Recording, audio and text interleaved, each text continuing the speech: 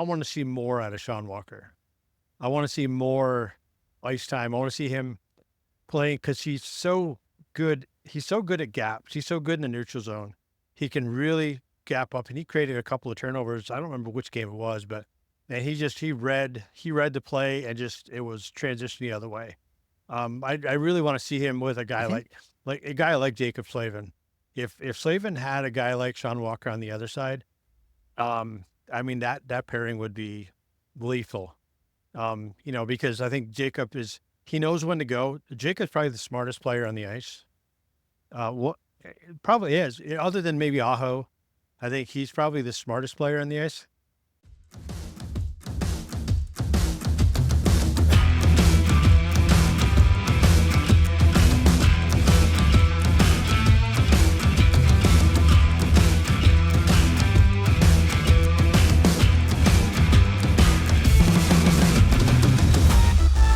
All right, everybody, welcome back. Episode 44, Canes Local.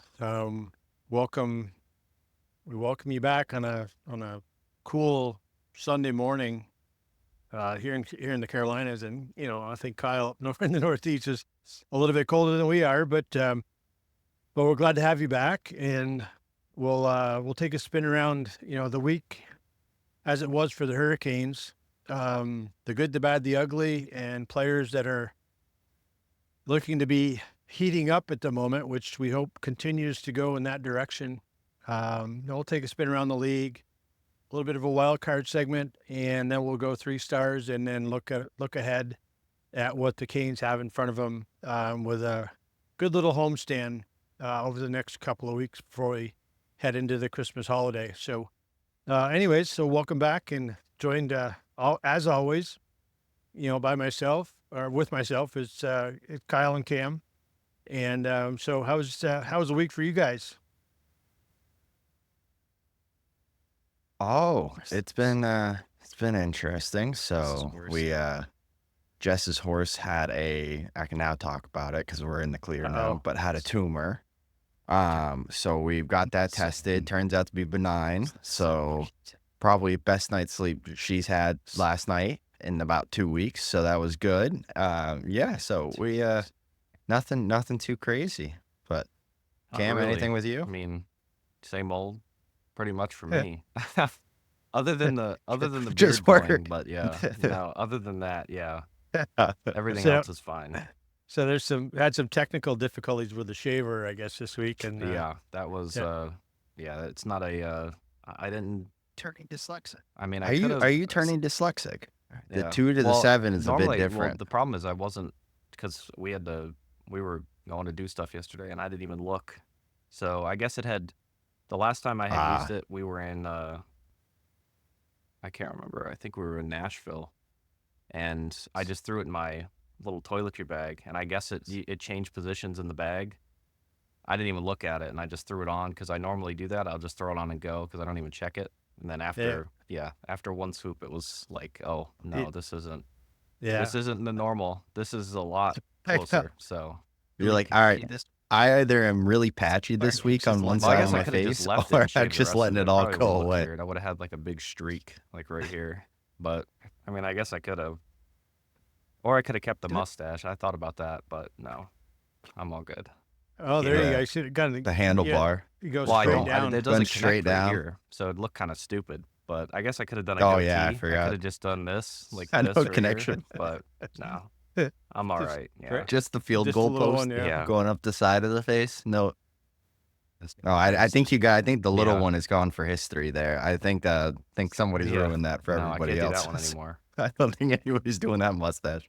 No, I think it's got to be or at least 500 years too before soon. that Too thing soon, comes right? back to So- life. But So, yeah, so too anyway, soon, so we'll exactly. take a look at the Canes. Gosh, man, I tell you, this last 5 games has been a little bit on the brutal side. Kind of a roller coaster for the guys. I think they're 4 losses in 5 games.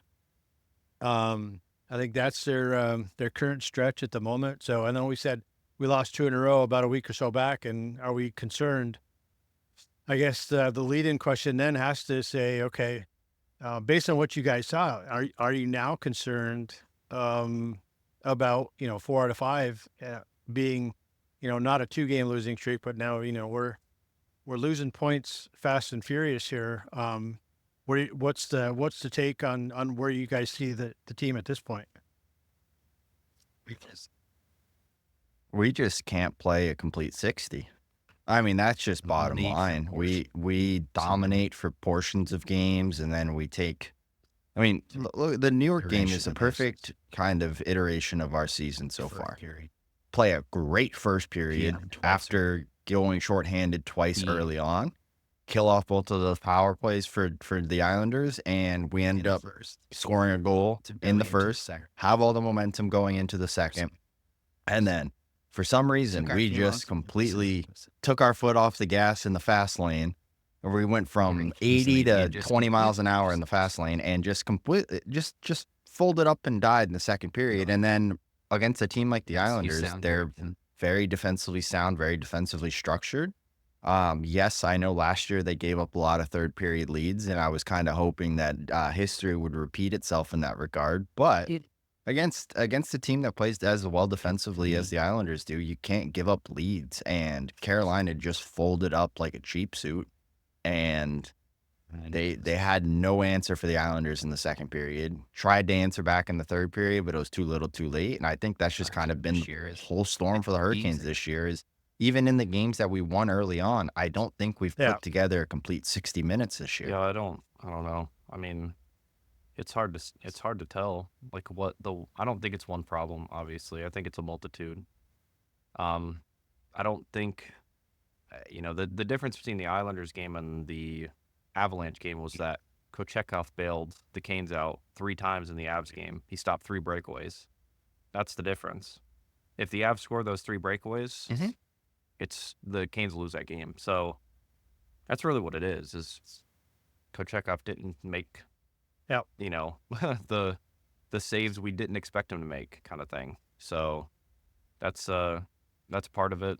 But I mean, I don't really blame him. Really, I mean that second line was I think was a -3 or -4. The Natchez, Drury, Robinson line, they stunk. And again, Natchez didn't have any points. So that's what happens when you don't play defense. When you don't play defense, you don't get points. Also, that's what happens. And this is the Marty Natchez we saw last year. Every line you put him on, he was -1, -2, -3 every game. So, and I'm not blaming him specifically, but he's shown that he's going to be the guy. That's fine, but you can't go -3 in a game. You can't do that. Like, I don't care if you have to play every position on the ice. Just, you can't go -3. You can't do it. No. You don't see McDavid very often going -3. But the one thing I want to point out is, can you guys just, and I went back through. So basically, I'm calling it breakaways, but more partial breaks, anything along those lines. How many that Carolina has given up in just the last 3 games since Seattle? How many partial breakaways, full-blown breakaways Carolina has given up in 3 games? Easily. Yeah. Just give me a guess, because I have the exact number. Yeah, I'll guess 11. 8, Cam, how many? It's over 10. Yeah. Wow. 14. 3 games. 14 through 3 games. 5 breakaways. We gave up 5 breakaways in the Colorado game. I know. Alone. They scored 5 on 2. In the Seattle game, we had bail them out. Yeah, in the Seattle game, 6. They had 6 odd man rushes. I shouldn't just say odd man rushers, because odd man rushes, we're probably in the 30s and 40s. I feel like every game we're giving up odd man rushes left, right, and center. But the one-on-one with the goalie, Seattle had 6 opportunities where it was just them and the goalie, one-on-one. You can't. We are folding up. I mean, and it's not just and let me preface this. It's not just like Orlov and Chatfield. It's not just Gostisbehere and Walker. It's not just Slavin and Burns. It's all 3 pairs. All 3 pairs are giving up grade A chances left, right, and center. We have no defensive structure. I know Rod and Tim Gleason are massive components of keeping the same D pairings. Something's got to change on that end. Something.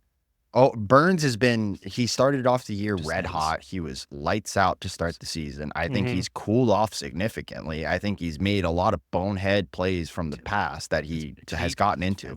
Something's got to change with this defensive structure, though. Not even maybe the defensive structure. Something's got to change with D pairs.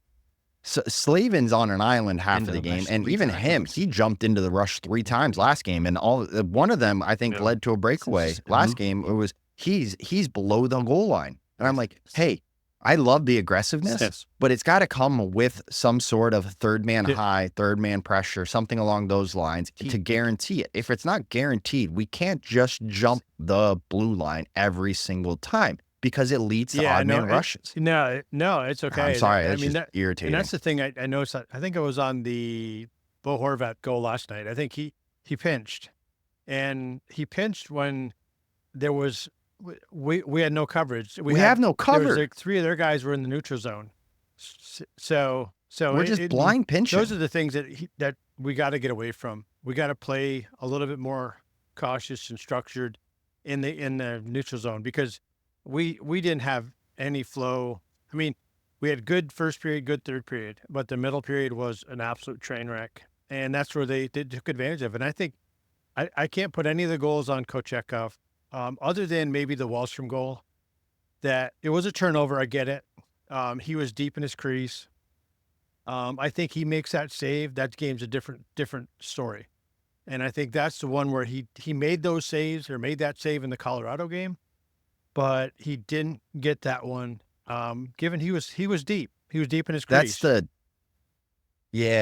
That's the same shot that Nichushkin had to score the second goal for Colorado. I'm pretty sure. I mean, it was top of the circle. The difference is the Nichushkin one, he did not have a passing option. So that one to me, that goal that he let up in that Colorado game, a lot softer of a goal. In this Islanders one, he had a passing option. So you could tell Kochetkov was 100% thinking pass.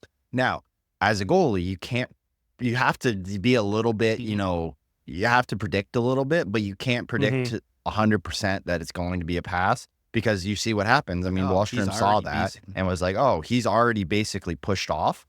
That just leaves the 5-hole wide open. So I think that was the biggest thing for me. Big takeaway on that game is that obviously we played like crap in the second period. That's where the game was lost for sure. I mean, no doubt. But I think that the third period where the game was won for the Islanders was Ilya Sorokin. He played absolutely out of his mind in the third period. He didn't get a lot of rubber in the first 2 periods. I mean, I think he had 12 shots through 2 periods. Even the thing with that is even the rubber he got in the third, I didn't think. I mean, outside of Svechnikov's backdoor shot, what other chances did he have? He came across, he about threw his groin into the crowd. Hit off the middle of his hit stick. off his blocker, his stick, or something. Yeah. Okay, so sorry. Outside of those two, I didn't feel like we just. I guess I'm trying to get at is I didn't feel like there was a lot of follow up. There was the initial nice save, and then it was instantly out of the zone. He made the save when those were absolute goals. So I think that's the difference. That's the difference in the game. And I think the kid he's played well. I mean, he didn't play bad yesterday. I'm not saying he played bad. He was one save, one good quality save away from, that being a different outcome. So we'll see what happens, on Tuesday. If he gets the nod again on Tuesday, he'll be obviously going against a lesser opponent, but who's to say that they're a lesser opponent, So we thought the Islanders were going to be a little bit of a sort of a walk. I would say walk in the park. I think Kyle, you and I yesterday, we were on both ends of the spectrum on how we thought the game was going to go final score wise.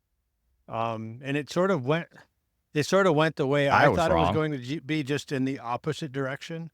But Cam, you and I would watch the Islanders play a lot, in person, and it can be a snooze fest, because they play defense, no offense. But man, yesterday it was almost like the polar opposite. They were good defensively and they were good offensively. So yeah, we'll see that they got to bounce back. So well, Yeah, the Islanders generate all their offense off the And that's what rush. kills So the that was what we games. saw yesterday Like, too. And Yeah. it's tough to. You're looking at the team. It's really tough not to blame Rod at this point. Like in the second period, they tie it up, so it's 2-2. You know your team's playing like crap. Are you gonna put the line back out there that's already -2 or -1 with the Natchez line? For me, there's 5 minutes to go in the period. I'm running the first line, so Aho, Roslovic, Svechnikov, and I'm running the Stahl, Martinuk, Jarvis line. I'm double shifting those guys until the end of the period. I even like the KK line. The only line I really had a massive issue with was that Drury And- line. I thought And there has to KK, be I like thought his there has to line be a switch where was Rod's like, okay, we're gonna sit back a little bit. We're not gonna pinch. Like just like at some point you got to say, okay, we got to get to the end of the period. We're not playing good. We don't want to, because that's the problem is Rod's like push, and that's fine, but you can't push if you're playing like crap because you're gonna get burned. If the Canes kept that a 2-2 game going into the third, I guarantee the Canes win that game. Like I know they win that game. So that to me, that's a little bit on. I put most of it on Rod. I mean, the team obviously played like crap, but at the end of the day, it's Rod's decision. Like he needs to shorten the bench at the end of the period because they scored 2 goals in 3 minutes at the end of the period. Yeah. Like, dude, you're telling me you can't keep the Natchez line, which was horrid the whole night defensively. You can't keep them off the ice for 3 minutes at the end of a period? You got to play them? He's like, I got to play them. No, you don't, man. Just please. Like, just get out of the period 2-2. You go in tied to the third. You regroup. You come back. You can start the Natchez line. That's fine at the beginning of the third. But you got to do something. Like, at the end of the day, it all falls on Rod. And this is, it's not looking good. This is the team I thought we would see for most of the season. The third place wild card and the team from the Metro. So we'll see what happens. The only thing, the only thing that's saving us right now is the Rangers suck, or they're. That's it. Well, and we got into we got off to a really hot start. The only thing that's saving season, us over this.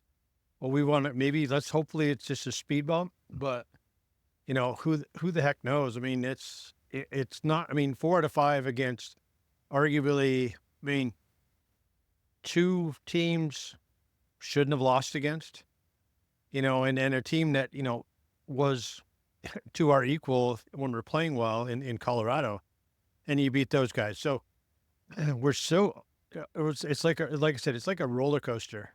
And I hope we figure out a way to get on some level ground and start playing the way we play for 60 minutes. I agree with you, Kyle. I don't know of many games this year where we played a complete 60. I think maybe Colorado in the commentary was about as close recently to a 60-minute game, but even we still gave up 5 grade A. There was still way too many giving up on grade A chances. So that's why there was a caveat coming. But we need to get there. We need to get there soon. And I 100% agree, Cam, that this is just squarely on the shoulder of Rod managing the game. It was game management at the end of that period. At the end of the second period, you need to, as a coach, you have to recognize this line's not playing great. We're at 2-2. They scored immediately after we scored on the power play, like a second after we scored. It's like, okay. To me, in my mind, if you go a couple shifts and they score, maybe with a minute left, okay, just put a line out there, that's fine. But if they score immediately, did they score and then he went to the Natchez line like immediately? Is that what happened? That is insanity. I'm pretty I don't know why he did that. I could be wrong. I really don't. That doesn't make any sense to me. You're putting those guys in a situation that they don't want to be in to begin with. Like, they don't want to play defense. And that's fine. You can play offense. I don't care. You're at 41 points this year. Like, you can play offense. That's cool. Not at the end of the second period when you have to get out of the period. Like, you have to get out of it. When Islanders have all the momentum. That's part of it, too. They're coming right back into the zone. So the Islanders, like you said, they get their chances and they capitalize on their chances on odd man rushes off the rush. So if you take away the rush from them, what do they have? Hunker down, block some shots. Like just do something. Like, don't pinch, play kind of a little setback. You can push up. Like, you don't have to give them the blue line, but just, oh my gosh, it No. just irritates me because I was watching that last night. I'm like, why are they still pushing? Like, I'm literally sitting here questioning it. Like, why are they still pushing? Like, we're just get out of the period 2-2. It's okay. You know, it's all right. It's fine. Just everybody get out of the period 2-2. Like, let's just get out clean. Okay, it is what it is. Our power play came Yep. through great. Yeah. Get in, regroup, come back out in the third, and they played much better in the third, but they're already down 4-2. And against the Islanders, who are are going to just sit back and block shots the whole game. So A bit different if it's. I think the game's even different if it's I only know, I going into agree. the third 3-2. I think it's a different game in that regard too. But we I know. pinch It's on the like- fourth goal. it just Yeah. loses. It makes me. Well, that's all we did yeah. last night. It was miss pinch after miss pinch after miss pinch. And do you think, hey, Rod's system's been in the Mhm. league for 6-7 years now? You think teams are starting to figure it out? 'Cause I think it is. I think it looks like, hey, teams are starting to realize you get one hard chip off the boards and you're gone on a 3-on-1, Or just keep it off the 2-on-1. wall. Like you have odd man Keep it off rushes the the left, wall. right, and center. You can cook Yeah. them. Yep. Like all you do, and the Rangers do this Oh. probably better than anybody that I can see. If the Canes hard rim it or the other team gets the puck, let's say the D-man gets behind the net and they throw it out to the winger, instead of the winger turning up ice and going, he will kind of push back a bit, not like go full speed back behind the net, but push back kind of from the hash mark to like the bottom of the circle, and then he'll hit that D-man that's coming up or Yep. the centerman that's swinging. Mhm. And then they got guys up the middle. They have our winger who's coming across the ice trying to cover the D, who is pinching. So they're covering the D, but they're all the way on the other side of the ice already. So they're on the wall. Our D's on the wall. 2 guys are below the goal line. And guess what? That's like a 3-on-1 going the other way. Yeah. It's not hard. Like it's not hard. It's hard to execute, No. obviously, because everything has to go right. You know, that you have to have, that first pass has to come through and the D has to not be there yet. You got to make sure the center's swinging. It's not on paper. It's not hard to beat. And when teams do it, that's why you see 3-on-1s. You're like, Mhm. whoa, what happened? Like, where is everybody?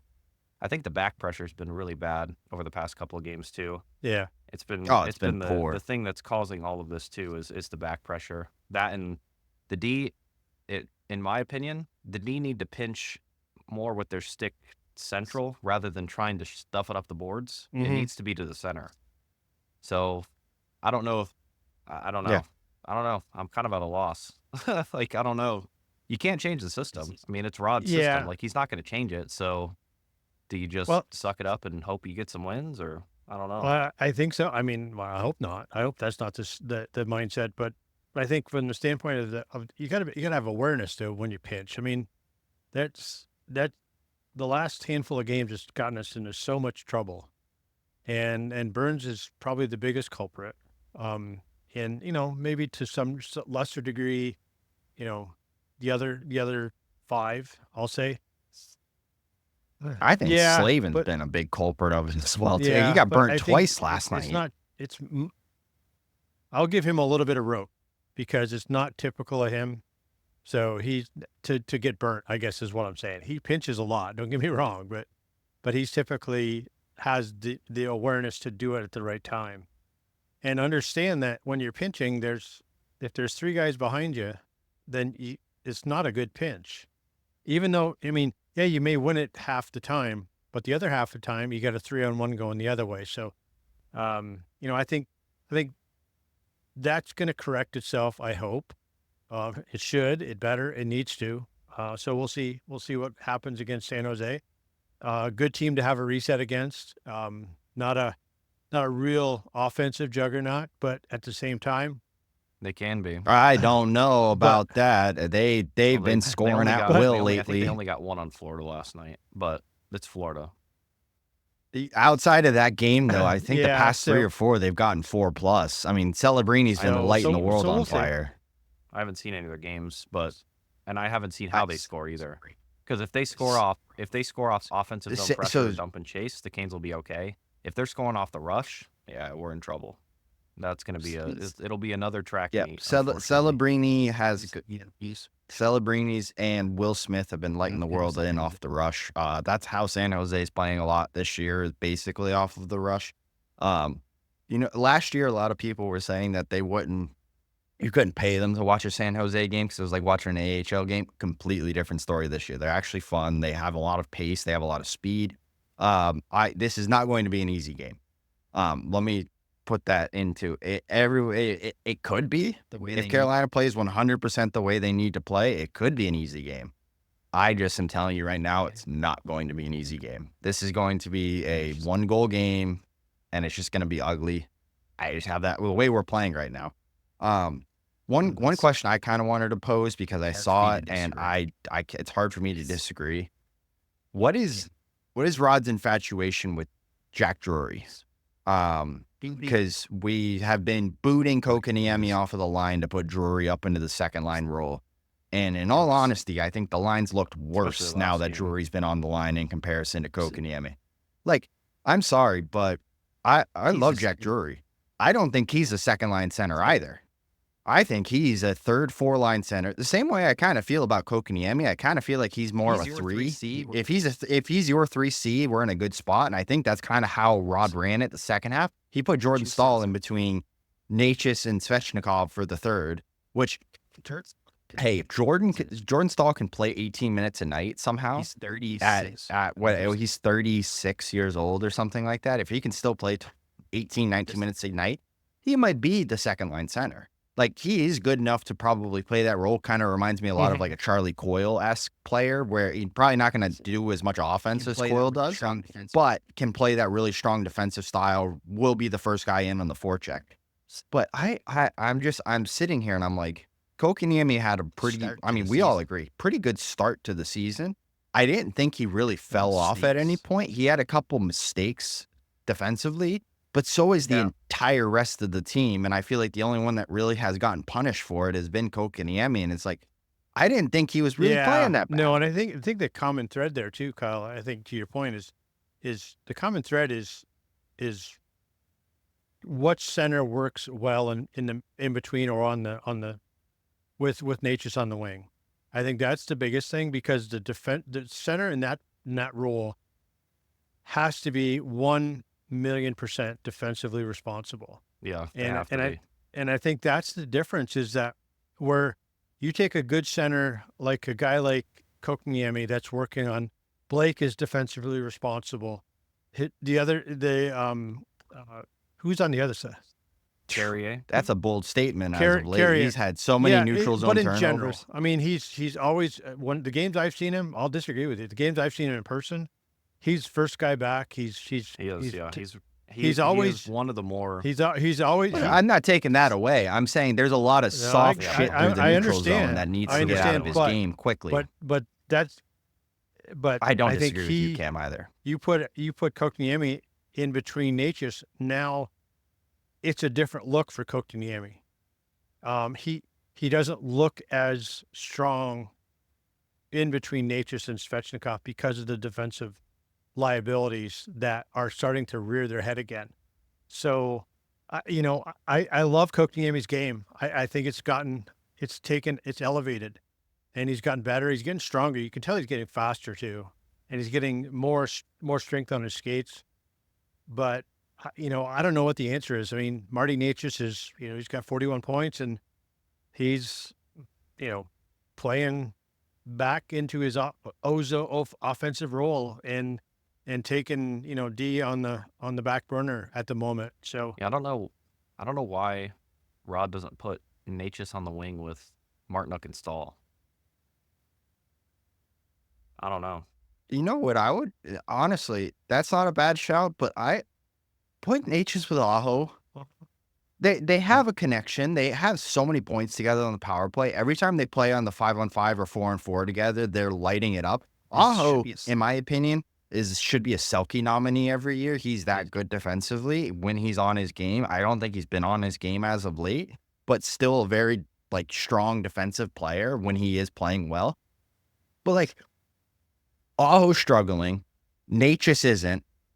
And every time the two of them go together, whether it's 4-on-4, something magical happens. Whether it's 5-on-5 for, brief stints during shifts, I feel like something good happens. Power play, something good happens. Throw the two of them together out there. On the other wing, put Jarvis or put Martinook or put somebody else. Yeah, Martinook's fine. Put Martinook with Aho and Svechnikov or Aho and Natchez. You know you're going to get defensive responsibility out of Martinook and Aho. And then all of a sudden you have Natchez playing with Aho, which I think Aho could be a 40 goal scorer if he had somebody to dish him the puck and he gets that confidence behind him.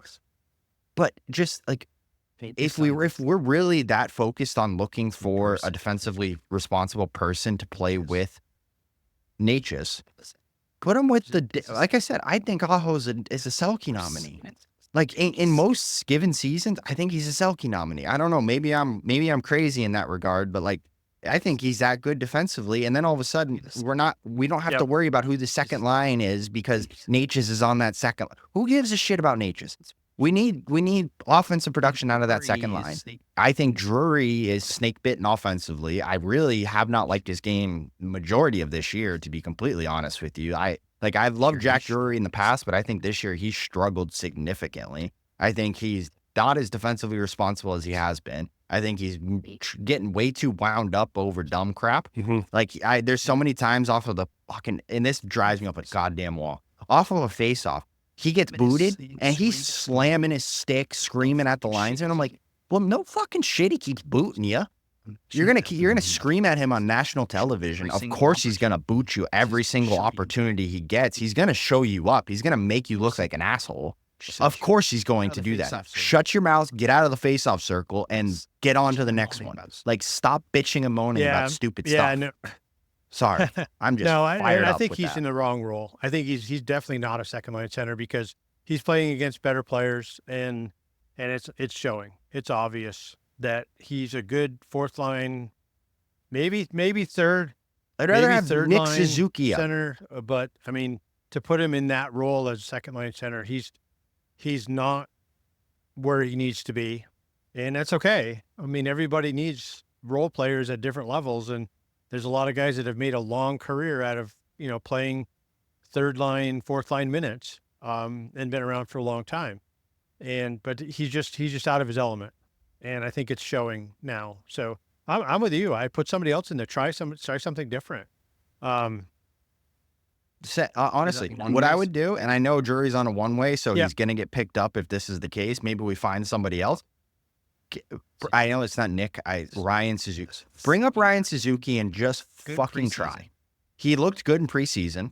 In my opinion, I mean, you guys got to watch preseason as well too. He looked good in preseason. He was a high draft pick. His brother is a really good player. He's been in the system forever. He gets points when he's at the AHL level. He's never gotten a shot at the NHL. Bring him up and fucking try. Like, what is it going to hurt? Is it really any different than what we're putting on the ice right now? We definitely need to change something, but at the same time, there's a lot of maybe other things that need to change too.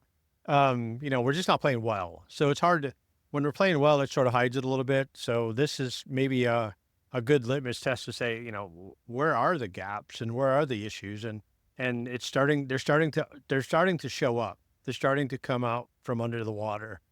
And I think that's, to your point, I 100% agree that we should try something like that just to get somebody a fresh look at the lineup, and have somebody come out of the lineup that's not performing.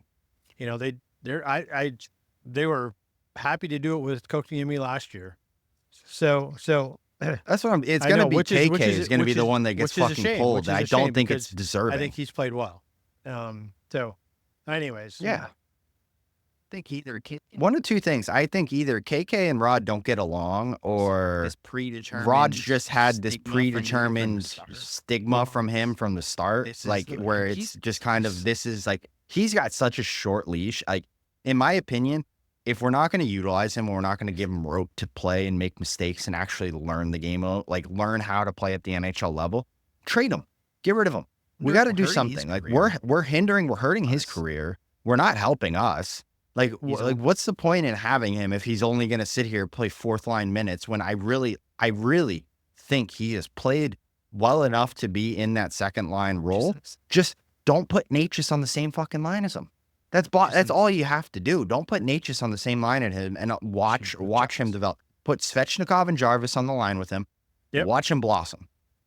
Put Svechnikov and Roslovic on the watch and blossom. But we keep trying to force feed this same lineup combination that hasn't worked because I don't know why we don't want to play Aho and Natchez on the same line.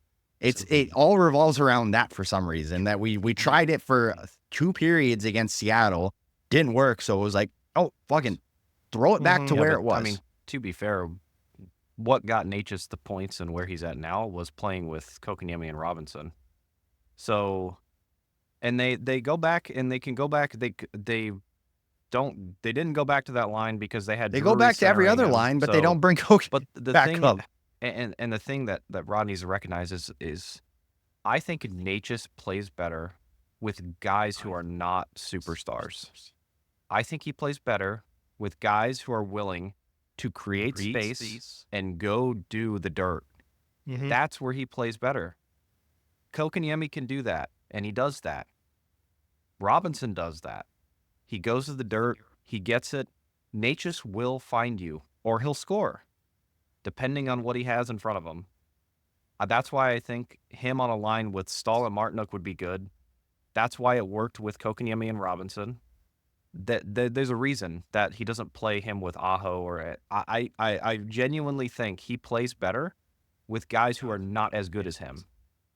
Seriously, I really do. Because he makes everybody better, but he has to be the guy on the line. It has to be him that the line is centered around.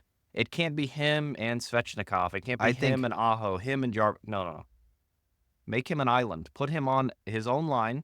That's we're gonna call that the Natchez line, and it's gonna be Natchez with whoever the hell else you want, but it's not gonna be the big guys. Seriously, just put him with 2 guys that are defensively responsible and can go get the puck and make space for Natchez, because Natchez is most dangerous when he has the puck in space. Yeah, that's what you want. So get him 2 guys that can go do that for him. Seriously, if you got 2 guys doing the same job on the line like that, he can roll. I bet he is. If they make another line like that where it's Natchez and then 2 other guys that are just puck hounds going to get the puck, I bet he has a multi-point night next game if they do that. I seriously, like that's where he's best. And until Rod solidifies that and says this line ain't changing, like everything else can change, but this one's not changing. Until that happens, I don't really know. They're gonna keep throwing a grenade in the lineup, and it's just not gonna work. But the thing I don't get with Rod is he throws a grenade to the forwards every time we start playing slightly poorly. But that Gleason, defensive that's not pairings are locked in. There's not touching them. I know Rod can pull rank and basically say, hey, you need to blow these up, but he's not going to do that to Gleason, I don't think. So, no, it's not working. I don't disagree. So the pairings aren't working. We need a different set. We need a different look. We need Burns playing less minutes. We need guys playing more minutes. I really genuinely think we need Sean Walker playing more minutes than he's playing right now. Together and the problem is that you put Burns and Ghost together. I mean, that's a. So we're gonna blow up Chatfield and Orlov, who are arguably our best plus minus players. That's the problem. That's the problem I have too. Is we have I don't give a shit about plus minus D pair. I don't. I'm gonna be honest with you. I don't give a shit about plus minus. They looked atrocious the last 10 games. I don't know about 10. Maybe just me, but I wouldn't say 10. Had that one, but I thought they've been our most consistent pair. I don't know. I have not liked that combo. Really, that's what I think. Yeah, it's consistent. That's fine. That's fine. Consistent. There's still way too many defensive turnovers. Still way too many neutral zone turnovers. Still way too many times Orlov tries to skate the puck through 9 guys and gets fucking caught up the middle. Way too many times we're getting an incorrect pinch. I'll put it this way. If Orlov didn't have Chatfield, and this might go completely against my point. If Orlov didn't have Chatfield and Chatfield didn't have Orlov, that line would have gotten scored on a million fucking times. So I guess I'm going against my point a little bit there, but man, I don't like the way our D pairs look right now at all. I don't like the way Orlov and Chatfield look right now. I don't like the way Slavin and Burns look right now. And the only D pair that I'm actually semi-comfortable with right now is Ghost and Walker. Yeah, I know. I like, in all honesty, Walker was going to be one of my players that sort of, I think, been a good spot for us. I think he's played well. I think Stretch has really started to play well. I think he played a little bit more pace to his game last night. But I agree. I want to see more out of Sean Walker. I want to see more ice time. I want to see him playing because he's so good. He's so good at gaps. He's so good in the neutral zone. He can really gap up, and he created a couple of turnovers. I don't remember which game it was, but and he read the play and just it was transition the other way. I really want to see him with a guy like a guy like Jacob Slavin. If Slavin had a guy like Sean Walker on the other side, I mean that pairing would be lethal. Because I think he knows when to go. Jacob's probably the smartest player on the ice. What probably is, other than maybe Aho. I think he's probably the smartest player on the ice. I think Jacob Slavin arguably probably No, one of the I smartest agree, but on the players ice in the for NHL. us, I think he is not by far, but I think he is the smartest player for us, and he understands how to play 100%. Play the game responsibly, and I mean he'll jump when he needs to, but a guy like Sean Walker can add a dimension to Jacob's game that he's not able to do right now with Brett Burns. You know what it adds to his game? Oh yeah, some speed. Actual speed. I'm sorry, Burns is slowing down, and it's nothing against him. He's had an unbelievable career. He's 39 years old, for God's sake. Great career, but he's 39 years old. Like, hey, he doesn't have the same pace he used to. Jacob Slavin's never been the fastest guy in the NHL. He needs somebody. That was why him and I hate to say it, the first year that they were together, him and Tony DeAngelo actually looked pretty good together, and that was because Tony DeAngelo was fast as lightning. Now, granted, Jacob Slavin carried a lot of the defensive load, but like, I don't know what the answer is because I don't like Orlov and Burns together. I don't like Ghost and Burns together. The only person I'd really have out there with Burns would probably be Jalen Chatfield if it wasn't for Jacob Slavin. And then you have Orlov. Ghost and Orlov, which I really don't like that combination. Or you do Orlov with the only other one I would do is maybe Ghost with Slavin and put Orlov and Walker on a pairing. Just to try something different, just to see get a different feel. And then granted, you have two lefties on your top pair and two righties on your third pair, but I don't know. I feel like we need something to change up the lineup. I think we need something to change the mojo. I think maybe even it's just flipping the bottom two pairs. Just put Walker with Orlov and just put Gostisbehere with Chatfield. Just try something new. Yeah. I mean, something's got to change. The defensive pairings just don't look great. The problem, and I know we all know this, they're not going to change, but at the end of the day, this is Sit Burns for a night and play Morrow. I mean, but again, you run into a problem where it's like, okay, this is still, to me, this is still what I said before the season, the preseason, everything even started. This is a bridge year, a gap year for the Canes. It is. I know. So we have good expectations because of the start. At this point, my expectations going into the season were, I hope we make the playoffs, and that's still my thing. Is I guess that's why I'm not too upset because I know, like, okay, look, this might not be the best showing that the Canes have. The Canes have a lot of young guys coming up, especially starting next year, because I don't think the Canes re-sign Burns. I don't think they re-sign him. If they do, it's a mistake. We don't re-sign Burns and we don't re-sign Orlov, and we'll bring up Morrow and Nikishin that's what I assume is going to happen again. We gotta get the crane out to get Nikishin out of Russia. To be fair, like, I don't know. He's already said he's not resigning. Russia's still got to let him leave. Yeah, that's all I'm saying. They still got to let him leave. He can't just just go out of the country. No, if he's out of contract, Russia's going to get hit by an assassin like that guy in New York. Not the team, the country. The country. Yeah. I'm not worried about the team. The team can do whatever. They can kick rocks. The country has to let him leave and let him work in the United States without having, a target on his back. That's what I mean. We'll get him like McGillney. We'll get him the defect. The Russian guys, and I say this all the time, until they're here on U.S. soil, I'm not putting any stock into them. So, again, we're still in that bridge year. So I'm not too upset at where. So if you were to have told me before the season started that the Canes would have this record at this point in the season, I'd be like, Okay, they're hanging in there. They're overachieving. Yeah. I would have said they're overachieving. So I guess Yeah, we're still over like 2 wins that's what I per mean. 1 So loss. I'm pretty it's sure not at this point. It's not, we're not 500. We're not below 500.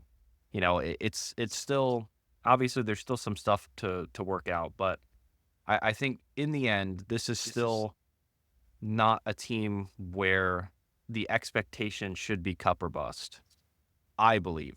Now, that's different with Rod, because I know Rod wants to win the cup every year. Like, I get that. And that's why he's the coach. And that's why he played in the NHL as long as he played.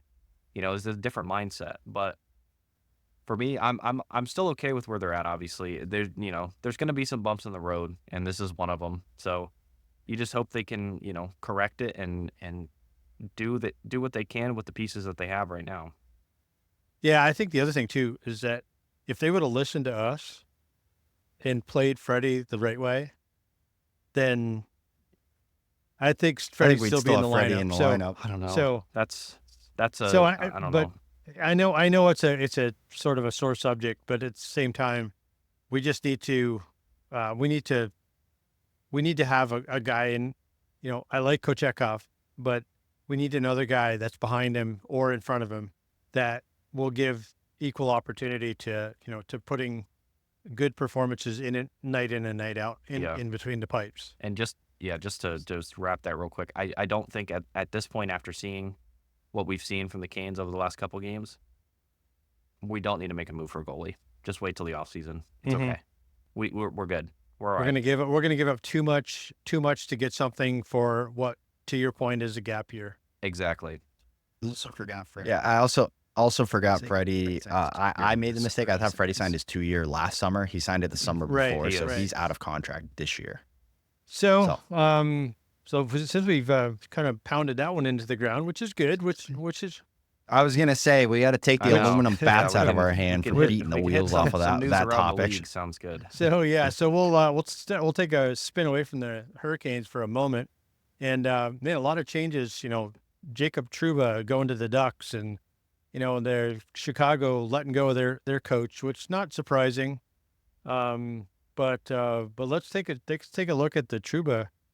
Out of New York is just unraveling. I mean, the locker room is in disarray. I don't know what's the next move, whether it be. Well, hold on one second before we go into the unraveling. In positive news for New York, they signed Igor Shesterkin to $11.5 million 8-year deal. So now you can go into the dumpster fire that is New York now. But in the positive light, they got their goalie locked up for the future at a better number than I was honestly suspecting them to get him at. I thought he was going to be 13 and a half. 11 and a half still wild. Don't get me wrong. But grenades in their salary cap, but hey, it's still going to hurt them. It's not my team. So is he going to 100%. start playing now, or is he going to start playing well? I mean, I don't think he's played well at all. I mean, I don't think he's played well enough to earn $11.5 million. Not this year, yeah. But if he's not in that lineup, I think the Rangers are like 2-19 right now. I think they probably played 2 good games this year. In all honesty, I think Igor Shesterkin. I mean, in all honesty, I think Igor Shesterkin is the absolutely the only reason they've won a couple games. Yeah, well, yeah. I think there was one against, what was it? Cam, it was against like the Ducks or something. They had like 48 shots to New York's 19, and New York won 2-1. From puck drop to final horn, and it was all Ducks. It really was. Like, I thought the Ducks should have won that game, and they didn't. They ended up losing 2-1, I think. It was overtime, 2-1. No, it was really regulation. But the shots were like 48 to 19. So I get what you're saying, Dad. The numbers aren't the same. He's not stealing every single game like he has in years past, but he's the only reason they have a winning record at this point, if they even have a winning record. They signed him for $11.5 million. Are you kidding me? Are you kidding me? Well, I'm happy still. $11.5 million for a goalie. Go ahead. It's crazy. is that the reason they had to offload the Trouba contract? I think that, I don't know if that was. I don't believe so, because that wouldn't affect them this year. Like, okay, we know what we're projected to have next year. Now we can actually crunch numbers, now that for some reason the Ducks decided to shoot themselves in the foot, the hand, and the leg with taking that Trouba contract. I think was he out of contract at the end of this year? Yeah. Okay. Yeah. So it's only half a season for them. No, Truba has one more year is after it? this That's year the at case, 8 the million. Ducks really hung themselves. Yep, it's through the 25, 26 I thought season. because they didn't do a deal over the summer that's why this deal went through. That's what I thought too, but That's what I thought. Maybe I'm wrong. Maybe I misread. I'll anyway, double check so real quick. I think, it for the standpoint, I mean, you trading your captain away. I mean, that's when something like that happens, you say, boy, what's happening? What's happening in those four walls? So, I know he didn't necessarily. I don't know if he necessarily wanted to leave, but he left just because it was the best move for him and his family, not necessarily his career, but it was best for his family. So there had to have been a lot of motion in the locker room. Did he have a choice? No, he did. He's got it. What? well, No, it was either get traded or get waived. Or get waived. But Yeah. Yeah, that's what I'm saying, is that traded it was to the either team. he gets traded to the team. I guess he Yeah. has a little bit of a choice too, but he had no leverage because either he gets traded or he gets Any of put the on the waiver 32 wire, teams. and then any of the 32 teams or 31 teams in the NHL can pick him up. Uh-huh. So it's like, to him, it was like, hey, either I can tell you where you're gonna go, or we're just gonna leave it up to the. I mean, in all honesty, kind of a fucking bullshit move by Drury, in my opinion. He I did it get with what Gaudreau I get. He 6 kind of has months to do ago. what he has to do, but yes, Mm-hmm. but to do that to your captain, Oh, what is yeah. that saying to the rest of were- the team? I mean, with as public as it has been, they made it very clear over the summer that they were trying to get rid of him. Mhm. Like, so I think get that's that. kind of I'm weird. not, but there's a way to get rid of your But it's- captain, and that's not the way. Because then that just goes to show the rest of the team, hey, you start playing like shit, we're just gonna Yeah. throw you on waivers. And we don't care. We don't I guess really that's what care how Drury you feel. wants. He wants players to feel like, hey, you're not safe. Like, play well, But and but play at the hard, end or of- we're gonna waive you. But at the end of the day, though, I mean, even if you go on the waiver, for that kind of salary hit, that kind of cap hit, No and one's gonna pick him up. who's going to pick him up? They'll wait And for him to so- clear. so- And I then mean, they'll sign him. Anaheim No, I took know, him I- for I- his full cap hit, No, and they I- traded I away get- assets. I mean, like I Anaheim said, would have taken him Anaheim- without No, you trading got to give anything. something up Shot though if you themselves pick up. up waivers though. Are No, you sure? don't. 100%. You just 100%. pick up the Positive. contract, I believe. Positive, 100% positive. But again, if you talk like if he cleared waivers, then teams could sign him for whatever they want, basically. That's if they buy him out or of he his just plays contract, in the AHL making $8 million. or he plays in the AHL making $8 million. But the way I'm looking at it, if Anaheim was already, apparently they had multiple trade offers for Jacob Trouba. But if Anaheim was already willing to take on 100% of the contract, if I'm Anaheim, I'm going to be like, hey, if we don't trade anything and they just end up putting him on waivers, we could still take his full contract on, and we don't have to give up a prospect Yeah, or a but then pick. they, We I don't guess have to they were give looking at anything They up. run the risk of losing him to somebody else. But Mhm. well, the way that I look at it, too, 100%. as soon as I saw that So- Columbus was out and that Don was like, "Yeah, no," that means that the Rangers wanted something in return immediately, and they weren't willing to keep any of his Mhm. contract on. Because Mhm. Don's the No. master of that. So- He would do that in a heartbeat. If they were going to be like, yeah, we'll retain 50% and we'll throw in a 7th round draft pick, Don would have been like, done. We'll do it tomorrow. Can we do it tonight? Like, you want to meet for dinner? Like, we'll do it right now. Yeah. But as soon as I saw that, Columbus was out, I was like, oh, the Rangers actually want something for him, which is kind of crazy, but along with the contract. The piece of it though is, so Anaheim must have thought that some team that was ranked lower than them last year would have picked up him That before was he would have that was my question, because I didn't know. I don't know the wire. waiver process, but there's a hierarchy of who can. Okay. Yes. So as of because it's based off of last year's positioning. So the last place team has first rights Okay. at anybody on the waiver wire. So last year, that means that maybe they thought, because Anaheim was only like Mhm. 3 or 4 above Three, the last it was place, like- but there were 3. It was like San Jose, Chicago, and was Columbus. Columbus, but those Maybe three it probably teams. was Columbus, but those 3 teams. And so maybe it was Columbus that Anaheim was like, hey, if he actually gets onto the waiver wire, Columbus will probably pick him up, because Don's already kind of been in the ear about, hey, what can we kind of get for him? So that would have been my only thought process as to why Anaheim actually made the move without just letting it go to the waiver wire, not having to give anything But up. he seems to be him. like he'd be a real good fit for Cronin in Anaheim. A very, very, very old school, gritty. I don't think Cronin's Cronin's going to fast be there either. longer than a week. So I think he's I think he's gone here there, very it seems quickly. like a natural fit for that coach. I guess is where I was going to. So he's very much a Trouba-like coach that can coach a guy like Trouba because he's just gritty and old school and hard nosed and doesn't have a ton of finesse to his game, but is absolute train when he hits you. I don't know if you guys saw the rumors as well. Well, I don't know if they're rumors, but apparently New York is now going after the other Tkachuk brother quite heavily. So they're trying to get Brady out of Ottawa basically at all costs. So I think they look at Florida and they're like, hey, Florida got one of the Tkachuk brothers. We want the other one. And then we can have a face off against each other. And then I think they're I honestly, and I'm probably going to end up eating my words here, but I think Drury's out of his depth with all this. I don't think he is the guy for New York that they thought he was going to be. I think he's very much a knee-jerk reaction guy where, the team wasn't... What they're not even 500, are they? They're like 3 or 4 games above 500.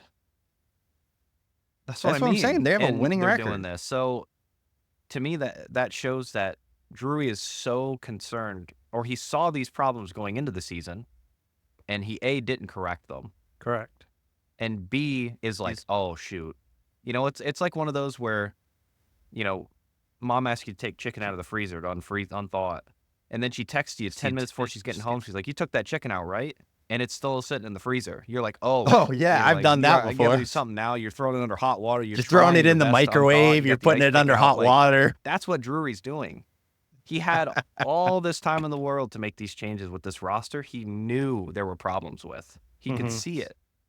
And he never made any changes. I mean, you think about all the guys he could have dished. And the off seasons where you can actually make changes. He's signing these guys to all these no move clauses. Like he's handcuffing himself. I don't understand. And I understand that's their demands. Like I get that. But at the end of the day, you got to be like, there's got to be a couple teams you got. Like you can't have a full blown no move clause, kind of basically like Trouba did, or like Zibanejad has, or Panarin has, or now Shesterkin has. It's like you lock yourself into those guys, and if those aren't the guys, then you're locking yourself into a wagon on you that's 3,000 pounds.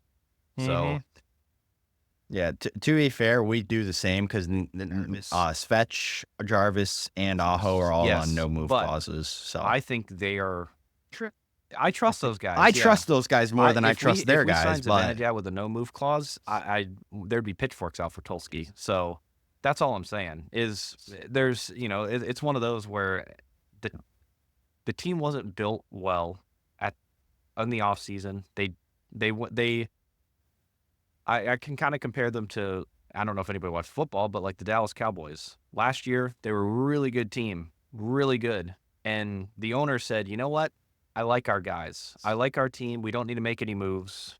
Let's just re-sign the guys we have to big contracts, and then we'll do the same thing next year. And guess what? They stink. They were really good last year, and now they stink this year because they didn't make any improvements. You have to be improving. So the Rangers went to the conference final, got cleaned up by Florida, said, okay, well, we can't beat Florida, so what do we do? Nothing. Yeah. That's right? Yeah. They just hitting themselves over the head with a hammer and asking, who hit me? Yeah. It's like, well, you hit yourself, man. You did it to yourself. This is all self-imposed. Spent all summer trying to sign Shesterkin, and then he trying held to get out. rid of Trouba, trying to do this, trying that, and to the do other. all Like this they were stuff. he was so hyper focused on getting rid a couple of of Trouba, thing, yeah.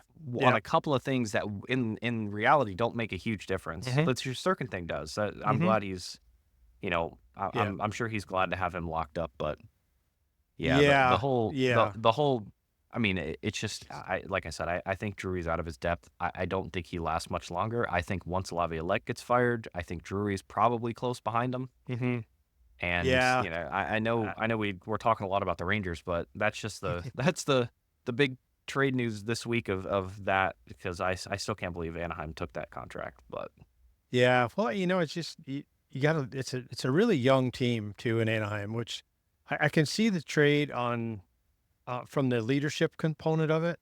You got guys like Radko Gudas out there, and the lumberjack, and you bring another guy in that's basically a lumberjack 2.0, and and they're really helping to solidify the backside, and then in the room there, because you can't have, you know as well as I do, you can't have a bunch of teenagers running the show in a room like that. You got to have a couple of veteran guys, and I think he adds a dimension to that, a very expensive dimension, but he does add a dimension to that room that, you know, they may have been on the light side of, but I think, long term, I think Anaheim's going to be good.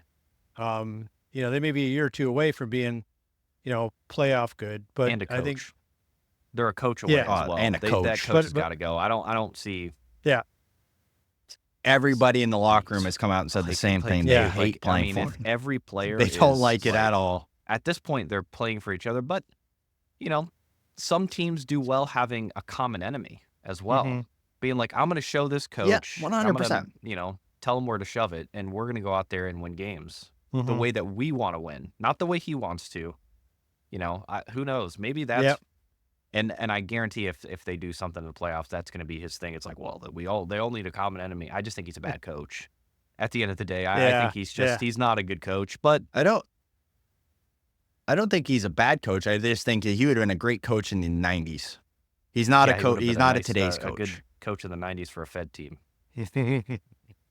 Yeah, So, you know who'd he's have been a not good. good, He's not a good coach. But you know who'd and have then been, and the thing with the Ducks too is they're, like you were saying, is they're so young and they have so Mhm. much talent. I mean, they just drafted as a Beckett Seneca, who's just lighting the world on fire right now. I think is he playing the WHL? Oh, the I think he's OHL. in the That's what it O. is. Okay. Yeah, so he's playing in the OHL. I mean, he's their next star defenseman. It's him, for sure. So They're talking about him going to Michigan next year. really, so they're really trying to take this slow. Then they're not Yeah. trying to throw him into the especially a Wolves. Even though they defenseman. drafted him third overall. As a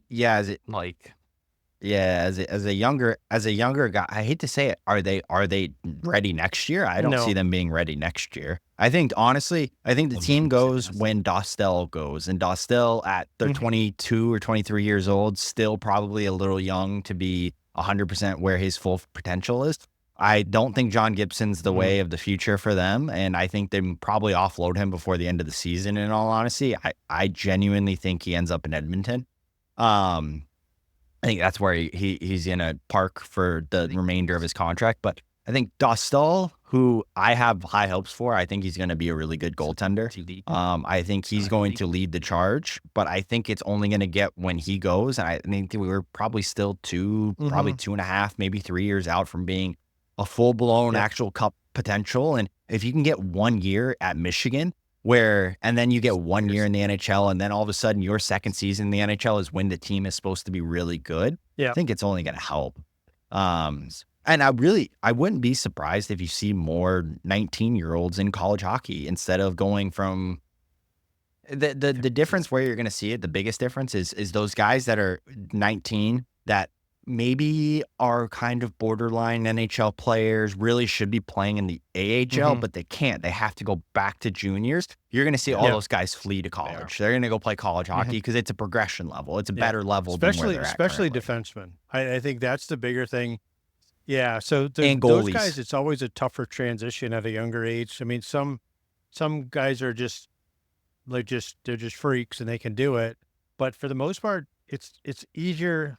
Not that it's easy. It's easier as a forward to transition to the NHL at a younger age. well, Then it is. I mean, you can hide as a winger. Yeah, Less responsibility. I mean, yeah, I'm it's not, less I'm not, responsibility. throwing shade at wingers, but if you're playing one of the easier positions in the NHL is playing wing. Realistically, you don't have your job is to one side of the ice. That's your side. You just depends on what team you're. Depends playing on what for team you're sure, playing but for, because you're playing for Rod. You're Yeah, below the but goal again, line if half the you're- game. most of the time you can kind of blend in more and hide kind of with playing the wing, but as one of the D men, you can't hide. you're there. Mhm. You know, you're either getting beat or beating up people. That's it. That's Yep. the two ways about it. So Yeah, so I think let's spin off that one. We've been circling on that one for a second. Unless you got one I other s- question, s- on the comment. sorry. All right. I got one other thing before we leave around the league. Brad Marchand said that he'd be willing to waive his no move clause to Carolina if the opportunity arose itself and they weren't in a playoff. If they're in a playoff spot, he said he's not leaving. But if for some reason they're not in a playoff spot come trade deadline, he said that he'd be willing to waive his fee to Carolina to come down here. And let me tell you, where did you hear? I know you had texted it, but where did you hear that from? Jess or like where? no, it was from it's a Okay. beat writer up here in Boston. But he had come out and they were talking about because this was right as the kind of Sacco Montgomery, which I still think was the dumbest coaching move Winning in games. So I don't know. I think I Jim think so, too. Montgomery's a great coach. So I mean, to get hired the exact same day you get fired by another team in the NHL says a lot. And St. Louis fired their interim coach to hire him. Like they were like, "Oh, he's available. Yeah. Okay, sorry, you're gone." In the same day. So and now granted, Boston's played better under Sacco than they did under Montgomery, so I'll give them the benefit of the doubt there. But anyways, they were talking about it right at that point. It was like, well, who could? Marchand's probably the guy that could get still value back. Older player. They really probably don't want to pipe or trade Pastrnak. They probably don't want to trade Swayman. They just signed him to a new deal. They don't want to trade McAvoy. Those are the four guys that'll actually get you anything out of Boston is Marchand, Pastrnak, McAvoy, and Swayman. So out of those four guys, the one I'm getting rid of is going to be Marchand because he's 36 years old. He's at the end of his contract. He's on a nice contract. He's only making $6.5 million a year right now. So it's a very affordable contract for a team to take on, especially at the trade deadline. And I really think he probably still fetches. Maybe I'm in the minority here, but for what he adds to a team, I still think he fetches a first round pick. Yeah. It really just, like I said, it obviously it depends on where we are in the season and where we feel about the outcome of our opportunity to go deep in the playoffs, if there is one, and does he put us over the hump? I think no, I think he adds a agree. I lot. agree with you. You love to hate the guy because you love him on your team, but you hate to play against him. But especially if he doesn't have the C on his chest anymore, because then he can go back to being an absolute rat. Literally Yeah. do Just what he a does sewer best, rat. I love it. Yeah. Yeah, I mean, if he's available and we're in a legitimate contender role, then I would say if he's available and he wants to come here, then yeah. But it really depends on what you got to give up for him because he's probably got maybe 2-3 years left, maybe. No, he's got one. Well, he's got one more year left on the deal. I think no, it'd be more I of a get rental that. piece Well, for no, us. what I I'm don't saying think is we that would just in his resign. career, he's probably only got his window is closing. As as painful as he may think it is, it's closing. It's not as open as it was, but if we're in a role, if we're in a spot to need him and have a legitimate shot, then and yeah, if it makes sense and we don't have to give up the farm to get him, and don't kill ourselves for down the road. You'd hate to kill yourself now and to have an almost legitimate shot, at taking a deep. I'd rather at this point, I'd rather give up a draft pick I than a agree. prospect. So if we're in the realm, I love all of our prospects. I don't really want to give up anybody. So I'd rather give up a draft pick than a prospect because at the end of the day, it's about who the team drafts. And I mean, look at Carolina the past 5 years. We've gotten a player out of the fourth round to last year that is now the leading rookie in the KHL in scoring. We have Nikishin, who is a third-round draft pick. He's the best defenseman in the KHL So it really depends on what you do with the draft pick. But end of the day, I'd rather give that up than anybody that we have in our system right now. So that I just wanted to add that piece because I think out of all the deadline pieces Carolina probably could pick up, he in my opinion is the biggest gamer. Brady to Chuck. Like flat out, we might not get. Or Brady to Chuck. What was that? But that's a whole other conversation. Yes, Yes, that's a different one. That's you're giving up a lot to get Brady Tkachuk. I don't think you give up a ton to get Marchand. I think you give up some, but I don't think you give up a ton. It's not the same. And the contracts are different because Brady's making 8.5 and Marchand's making 6.5. So you got to come up with an extra $2 million as well too. But So just, last year, I mean, Gensel's a even great player. Gensel last year, I think Gensel's a great player. Is he a gamer? Yes, no, yes, depends, kind of. I mean, if he's playing with Sidney Crosby, he can be a gamer. Just kind of depends on who he's playing with. I think Marchand flat out can just be a gamer. Like he's one of those guys that he can win you a game just by himself. I mean, he's shown it against us too. I mean, I think there was one game where he was the only, maybe he got 2 of their 3 goals or something to that effect. I think. But he can turn the game on, and I think he's more of a agitator, but he's super skilled, and he can navigate in traffic like nobody's business. He's just so quick and tight, and he knows how to play, and he knows how to get under your skin. And he's like a smaller version of a Matthew Tkachuk type player he's gonna go to the front of the net. He's gonna muck it up. He's gonna piss you off every chance he can.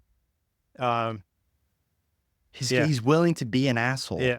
We need more I agree. assholes on our team. It was 100% where I was going, is that we're too nice. So we have to get ugly. We have to get nasty. We have to get more Florida-like when it comes to the nastiness of our game. We have to go to the net. We have to, spray a little snow, take a face wash, bump into the goalie, do all kinds of stuff. Just whatever it takes. Do something. Piss those guys off. And get under the skin, because we don't do a good enough job of that. We're too nice. Well, speaking of being too nice, we got rid of the only guy that had a mean bone in our roster. Brendan Lemieux's contract got terminated by Carolina. I get it, but now we just go back to the point. If we have to have a fight, who's fighting? We don't. Because we have nobody. It's not like he's gonna. No, he wasn't going to play. He wasn't going to anyways. leave the AHL, so it's not like it was. I think it was more of a him like, hey, if you're going to play me in the A, at least. Yeah. It was a mutual thing. I think he wants to play in. He wants to play in the NHL. I think, he could probably go to some team and play 4th line minutes. At this point, maybe not. I don't know. Sure. I don't know. Maybe. I don't know. So, anyways, well, then sort of a wild week in the NHL at this point. Up until this point, Chicago replaces their coach, and before we leave that realm, I was thinking who would be a good coach for Anaheim. I don't know why I was thinking this, but I think a guy like, I know he's already hired, I know he's already working, but I think a guy like Sheldon Keefe would do well with a guy like him would do well with a young team that, he's sort of a real players coach. So there's a handful of coaches out there, Chicago's looking for one. So, Luke Richardson, he didn't get it done in Chicago. And I think I don't know if he was utilizing, the players as best he can, if he understood how to use the players and the young team and develop them, because they've not really shown really, they're young, don't get me wrong, and they're not really top end skilled. They have some top end skill, but they're, I saw that change coming. It just was a matter of not if, but when. I don't think Chicago's got much as far as offense. Bedard even, he's not playing particularly well either. So granted, there was a play last night. I don't know. I can send it over to you guys after. Bedard walks through like 8 guys, gets it to Bertuzzi at the top of the circle, and Bertuzzi dumps it into the corner. I go, what? And then they end up going back and scoring on the empty net. Like, what are you doing, Bertuzzi? That was a terrible play. Just a name to throw into the hat. Just a name to throw into the hat before we leave around the league. Somebody I could see when Cronin gets fired going to Anaheim, making a real big impact. Coach Q, Joe Quenneville. He has been reinstated by the NHL, so he is eligible to go coach again. He has made it very clear he wants to go coach again. I really don't think he's going to get the job in Chicago. I think that those two ships have parted their ways. I don't think you'll ever see. Honestly. I think he will. I really think he will.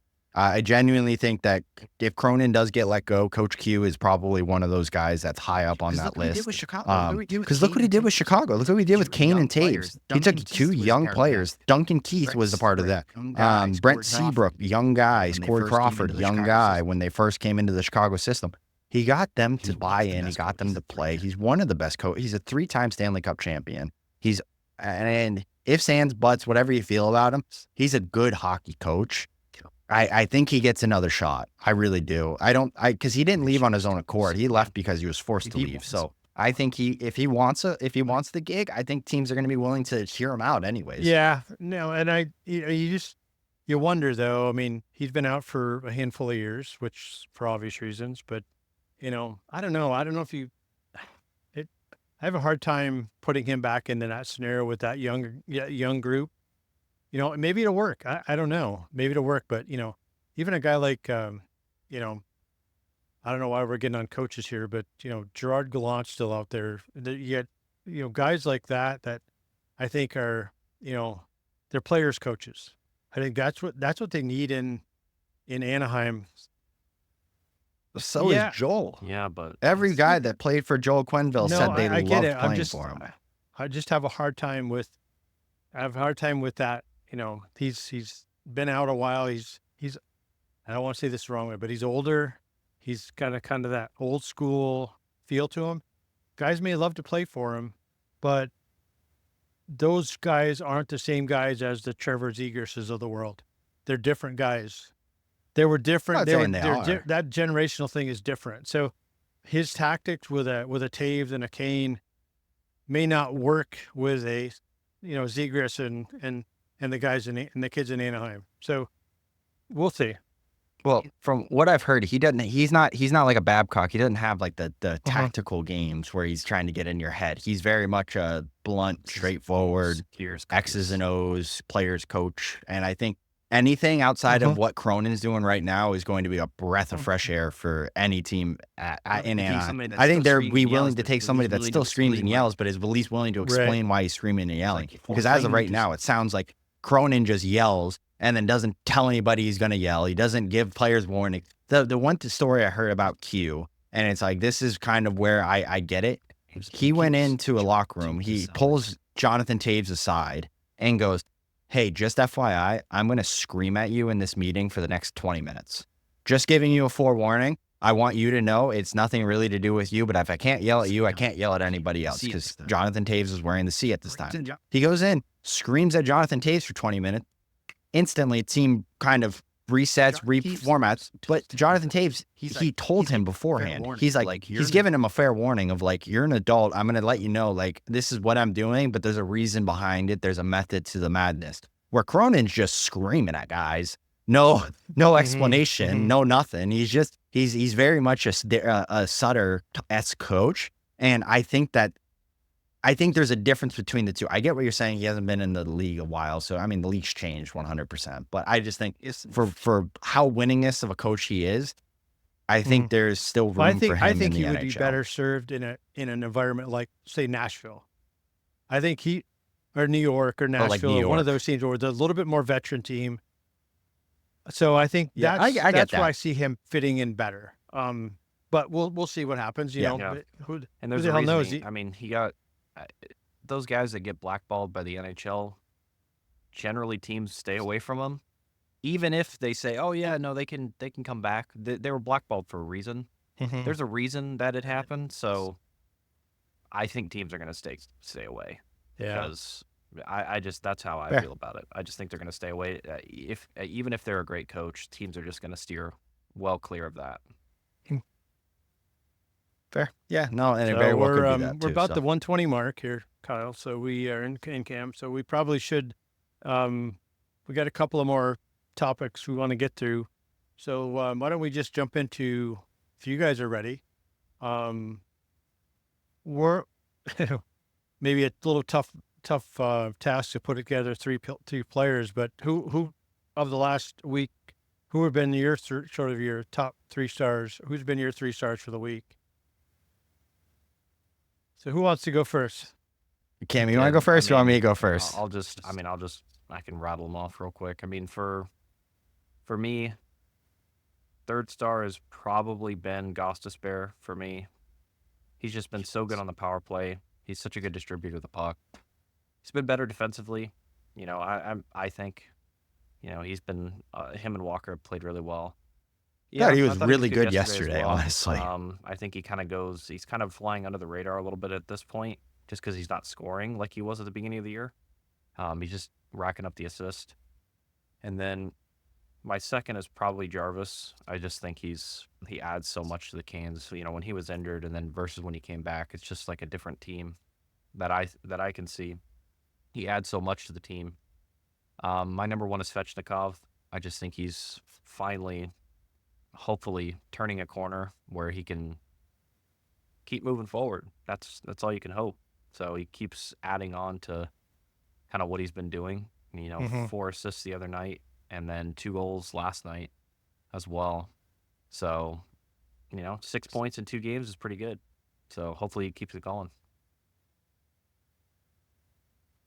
Yep. I'm going to go with players that I feel like have skated this past week. I don't really care about the point production or anything like that. Just guys that I actually think played willingly and hard all week.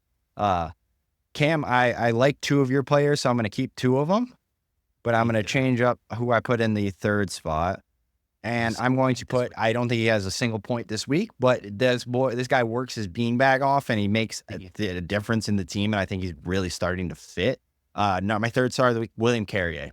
I think he was arguably our best forward consistently through the week. I think every single game he was at least productive. He at least did good things.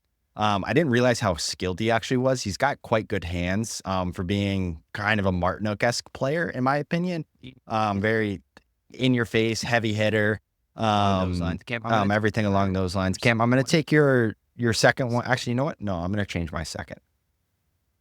I'm going to go, because we were talking about him earlier, I think he had a good week as well, too. Sean Walker. I think he's been a big aspect of why Ghost has been playing really well, because I think Ghost can feel a little bit more confident jumping into the play as he did last game a lot more. With a guy like Sean Walker next to him, I think he's finally starting to also fit the system really well. And it is looking really good. I had Ghost there, but I think Walker's been a big asset as to why Gostisbehere has been playing significantly better. And number one's been Svetch. He finally looks like himself. He's hitting, he's skating. Even in the Colorado game, he said his legs didn't feel great, and I still thought it was probably one of his better games of the season. So if we could just keep this level of confidence in Svetch, and what did I say in the pregame? I said he's got to shoot the puck. I think he had 7 shots on goal last game. Scores 2.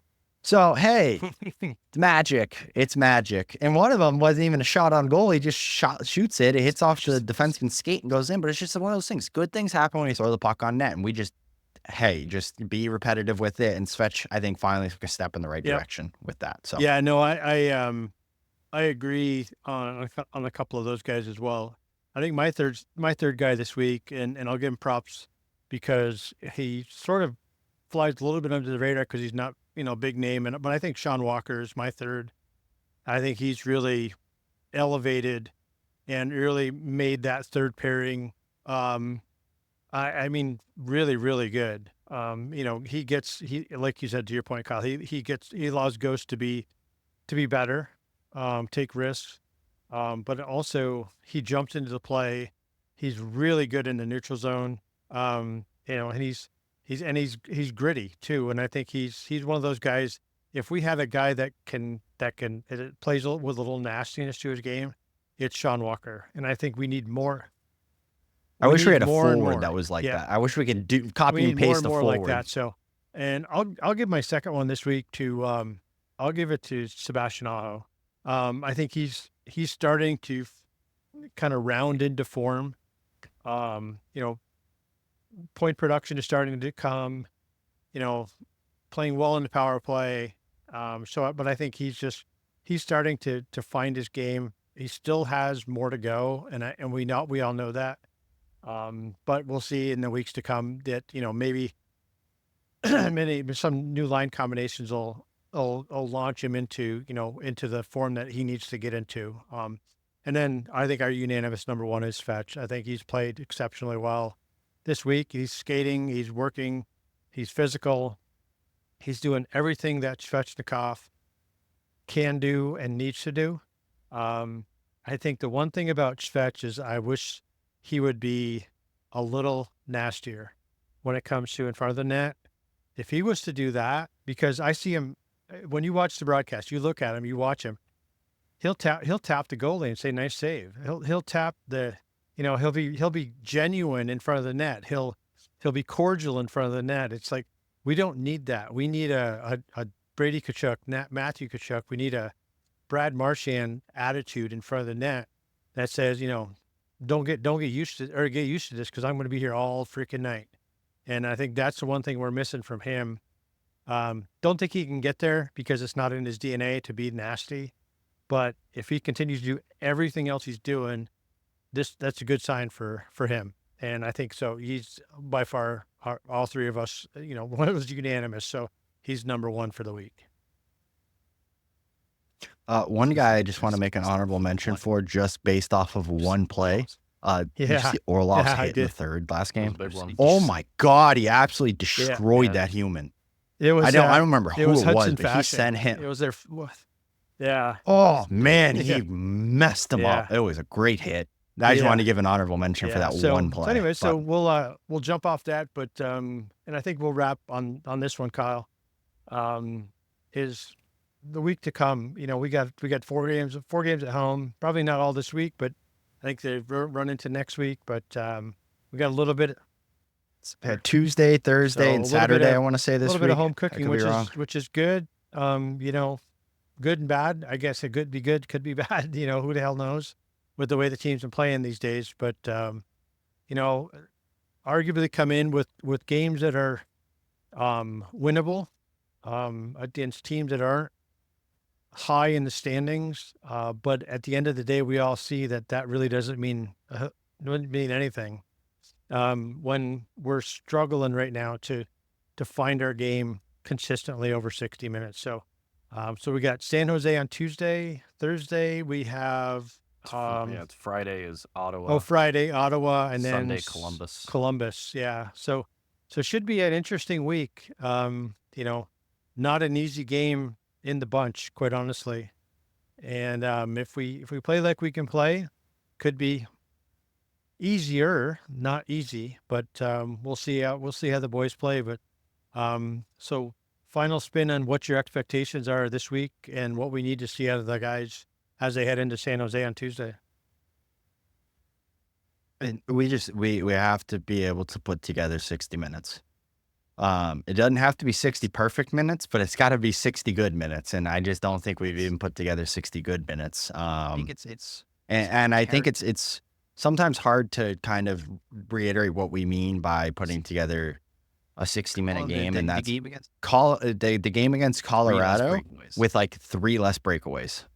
If they only had 2 breakaways, like I can kind of we're trying to be aggressive. We have a couple mistakes here, like 2 or 3 odd man rushes in a game. Fine, I get it. Like it's gonna happen. We can't allow more than 5, 6, 7 odd man rushes going the other way. We can't allow teams to generate offense in our zone just by. New York beat us at our own game in the second period yesterday. They just beat us at our own game. They outworked us below the goal line. They hemmed us in our zone, and that's what we're used to seeing us do to other teams, especially in the second period. And it's like we haven't gotten to that game 100% this year yet, and I want to see a complete 60-minute effort, and foot off the gas. You let your foot off the gas against any of these teams, and you're going to drop 2 more points in the standings. And right now, with how it's going, Washington's not slowing down. New Jersey's not slowing down. New York's making changes, so I'm expecting a response from them. Maybe we don't get it. Maybe we do. I hope we don't. But it's just like, if we want a chance at being a top team in the Metro, which I guess we really didn't expect going into the year, but if we want a chance at it, you have to pick up 6 points this week. It's against 3 teams that really aren't supposed to be there, and 1 division opponent against Columbus. And we lost against Columbus last time, so we have to pick up 4 points. Like we have to pick up 6 points. Like we can't not pick up 6 points this week, and they're. It's got to be. We got to start a win streak again. Starts that the Canes really got to pound San Jose. Like it's got to be 6-0. Like, it's got to be no holds bar, people in the comments on X. Shots are got to be like You want people in the 45 to comments on 17. X being like, oh, just we're back. That's what you want. You don't want to win 2-1, and then you're like, oh, God, we only beat San Jose 2-1. Because what people feel on social media is also what some of the players feel in the locker room. Like, man, we only beat them 2-1. Like, they suck. It's like one of those where I think if the Canes, the San Jose game is going to be the true test of how the rest of the week goes. I think if they absolutely dismantle San Jose and it's one of their best games of the year, they go 3-0 the week. I don't think anybody will stop them. So to me, that's the San Jose game is the most important game of the week because that will set up the rest of the week depending on how they play in that game. Yeah, no, I agree, Kyle or Cam. Sorry. That game is critical. And hopefully San Jose doesn't come with the firepower that you're talking about and create the transition game that we're so difficult to defend against. But so we'll see what happens on Tuesday and depend. Our goaltending has to continue to be good. I think it's got to be better. Yeah. I'm not gonna sugarcoat it. He has to be better. Yeah. I'm not saying he's been bad. Yeah. But there's a level to that he can go Maybe they to start that we've seen Sikorsky. in the past, and I think he needs to get back to that level. I disagree. I don't disagree. I think Sikorsky plays against San Jose. Yeah, I think he should. I think he actually. should. As well. Yeah. You got to get him some reps. You got to You get can't him. just keep him cold on the bench. Yeah. And you Yeah. get Kochetkov resting from Saturday till 6 days Friday. rest. That's a great rest period, especially because he took another hit last game. He also, the last thing with Kochetkov, just stay in your net, man. Like I know you're an aggressive goalie, but like if you go down and we got Dustin Tokarski and Spencer Martin as our two goalies, holy shit, we're in trouble. Like I'm happy you were only out for 3 games, but like he's chill out a little bit, just a little bit. He's got to understand where he is and what his role needs to be long term for us, and it doesn't need to be in the press box because he gets injured and takes risks. He's got to play a little bit smarter than that, and I think that's absolute 100% agree with you. He can't keep doing stuff like that because he's put. I think there's the right agreed. time to do it and the wrong time. I mean when the player that played it was Anders Lee, Lee, right? Yeah, it was Anders Lee. Anders Lee had the puck on his stick when Kochetkov started skating at him. I'm like, where are you going? Where's you moving? Like, yeah, sure, maybe a little bit more 50-50 than that, but it's like there's time and place. That Pocheck against Columbus was so unneeded. It was so unnecessary. Oh yeah, and he ends up getting hurt off of it. That play, it's a one-on-one. I mean, I forget. I think it was Slavin or Orlov. It was one of the two, but they were right there with him. It wasn't like he was gone on a breakaway 100%. It's like just stay in the net, stay healthy. That's what we need out of you. We can't afford to lose you. Yeah, like I mean, literally it's still can't a 4-2 afford. game at that point, I believe, and it's just he can't keep taking those risks because he's putting the team in jeopardy. No. So I get it. He's who he is. It's in his DNA to take those chances, but man, he's got to dial himself back a little bit and understand what's really the big picture is, and not just that time and space. So anyway, I think that'll wrap it for this week. And again, thanks everybody for hanging with us for looks like about a little over an hour and a half here.